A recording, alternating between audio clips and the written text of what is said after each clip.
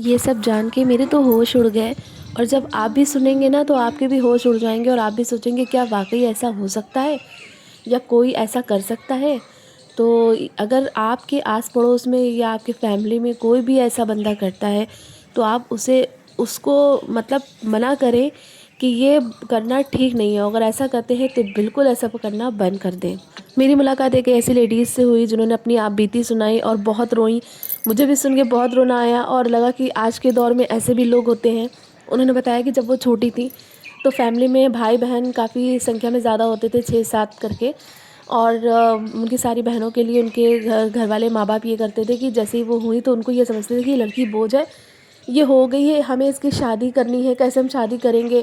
और अगर इसकी पढ़ाई पे पैसा खर्चा करेंगे ये तो दूसरे घर की हो जाएगी, हमारा क्या करेगी, वंश तो लड़कों से चलता है लड़की से नहीं। और उनकी शादी करने के लिए मतलब वो थी छोटी और उनकी शादी करने के लिए शुरू से ही जैसे स्टील के गिलास पाया रख लिया, प्लेटें रख ली और तांबे और पीतल के बर्तन थोड़े थोड़े लेके डालने लगी, कपड़े लेके डालने लगी, साड़ी वगैरह सब लेके डालने लगी कि इसकी शादी के लिए काम आएगा।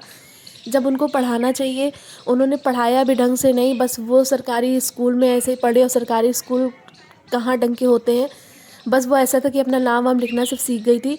उन्होंने पैसा भी नहीं खर्चा करा और जब उनको लगता था बच्चों को कि हमें अच्छे कपड़े चाहिए या हमें अच्छा खाना चाहिए तो वो इतना लिमिटेड खाना देते थे कि बस इतना ही खाना है और रात में खाना है। और कपड़े के नाम पे बस जो टुकड़ों में इस कपड़े मिल गए जो फेरी में वो ले लिया, या बड़ी बहन का उतरा तो छोटी बहन का काट पीट के बना दिया, फिर उससे छोटे बच्चे का बना दिया। और इसी में सारा बचपने से लेकर अपनी जवानी तक गुजर गई। जब उनकी ख्वाहिशें थी उसको पूरी नहीं करी और जो सामान ले लेके डालते गए बस ऐसे ही चलते फिरते किसी भी के हाथ में लड़की दे दी। उनको ये लगा कि लड़की की शादी कर दो, ये हमारा फ़र्ज़ है क्योंकि वंश जो लड़कियों से चलेगा ये हमारे काम नहीं आएगी। और लड़कों को उन्होंने पढ़ाया लिखाया, लड़कों को शौक़ भी पूरे करे, लड़कों को अच्छा खाना भी देते थे उनकी फैमिली वाले। और वो लेडीज़ की शादी हो गई, बच्चे हो गए, आज तक वो स्ट्रगल करती आई। फिर उनकी भी यही सोच हो गई।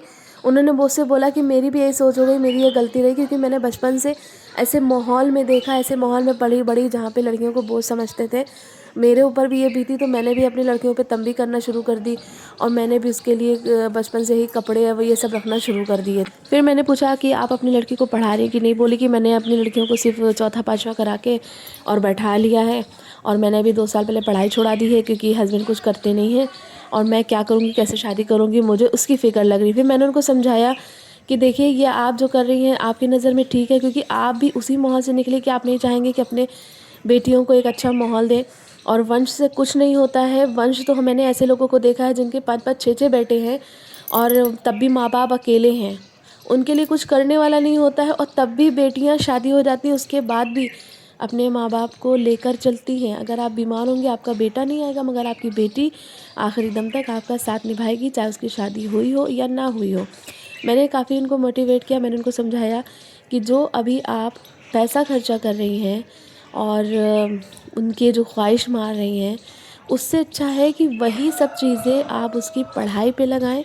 जब आप उसकी पढ़ाई पे एक अच्छा फोकस करेंगी, आपके बजट के हिसाब से उसको पढ़ाइए, तालीम दीजिए, जब वो ऐसी काबिल हो जाएगी कि अपने पैरों पे खड़ी हो जाएगी तो वो शादी का सारा सामान खुद जुटा लेगी, खुद इकट्ठा कर लेगी और अपने माँ बाप पर बर्डन भी नहीं डालेगी।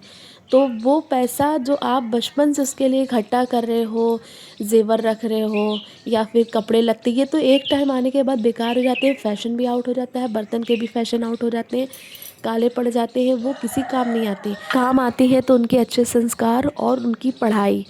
एक पढ़ाई होने से वो खुद अपने ऊपर डिपेंड हो जाएगी, वो अच्छा अपना लाइफ पार्टनर चुन लेगी और अपना बर्डन भी नहीं डालेगी पेरेंट्स के ऊपर और शादी के बाद भी वो आपको देखेगी।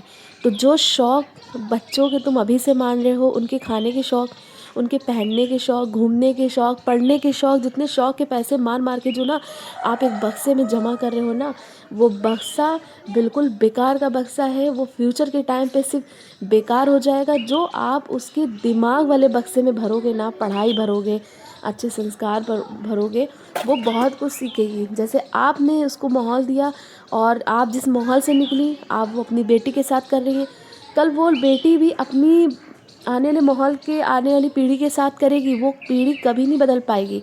तो उससे अच्छा कि जो आपने बचपन से जो लिया है, बुराइयां जो ली है, जो आपको लगता है कि ना ये बहुत ख़राब चीज़ है, आप लगता भी है कि हम ये ख़राब चीज़ हम एक्सेप्ट कर चुके हैं, तो उसको बदलिए, सोच बदलिए, अच्छी एजुकेशन दीजिए। अगर मैंने सही कहा तो मेरी वीडियो को शेयर ज़रूर करें।